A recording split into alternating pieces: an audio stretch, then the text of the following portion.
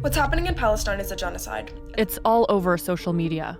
The genocide in Gaza is not just about Palestinian liberation. There is a genocide happening right now. The genocide. That amid the Israel-Hamas war, there's a genocide in Gaza.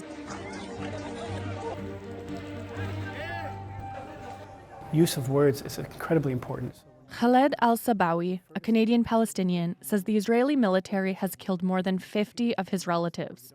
As they were seeking shelter in the east of Gaza, Israel dropped a bomb on them, exterminating them. Relentless bombing, staggering civilian deaths. Khaled says people are targeted.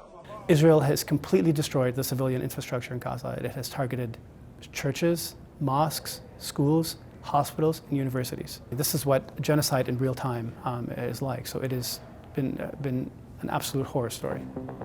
Genocide is a crime committed with the intent to destroy a national, ethnic, racial, or religious group. Keyword, intent. To erase a people, to remove their religion, their culture, their existence off the land. Recently, a group of almost 50 scholars that are globally recognized as expert criminologists in state crime have said Israel is entering its final stages of genocide in Gaza. But Israel says it is not intentionally targeting civilians. It's responding to the October 7 Hamas attack, killing over 1,000 Israelis. Hamas uses their children and families and civilians as human shields. We don't do that. For Khaled, though, statements like this raise alarm. You must remember what Amalek has done to you, says our Holy Bible. Netanyahu using a biblical reference to Amalek, an ancient enemy of Israelites. The Minister of Defense. אין חשמל, אין מזון, אין מים, אין דלק. הכל סגור. אנחנו נלחמים בחיות אדם ואנחנו נוהגים בהתאם. Or another official early in the conflict, saying they're focused on maximum damage in Gaza. إسرائيل فرضت إغلاق كامل على غزة، بدكم جهنم راح تحصلوا على جهنم. It might be the most powerful and eye-catching or ear-catching word in the English language. UBC Okanagan political science professor Adam Jones has spent decades following the conflict in the region. And I can't remember a time when there has been such a prominent use of accusations of genocide and polarization of the debate around it. A genocide is internationally recognized once tried in international court. Only 3 have been so far, like the Khmer Rouge in Cambodia in the late 70s, the 1994 Rwandan genocide, and 1995's Srebrenica massacre in Bosnia. International law says countries can defend themselves. We are prepared to defend our citizens against any threat. It is Hamas who is responsible for the loss of Israeli and Gazan lives alike. They have no desire to harm the population, says Prime Minister Benjamin Netanyahu. Michael Mostyn is CEO of Jewish advocacy group B'nai B'rith Canada. Every word has a definition, every word has a meaning. But if you use the term genocide towards what is currently taking place in Gaza from a war that Hamas started, you risk losing the use of that term because it becomes meaningless. Michael says it's clear Hamas has genocidal intent, that their charter says Israel will continue to exist until Islam obliterates it.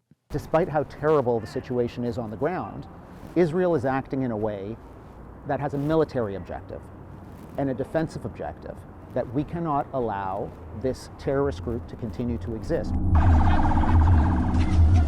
With civilian deaths in Gaza so high, Adam worries things could get worse.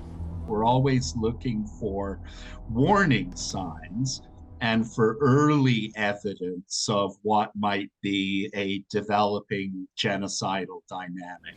And presumably, even if an event doesn't meet the threshold for genocide, it doesn't mean that it's not catastrophic. This is such an important point to make.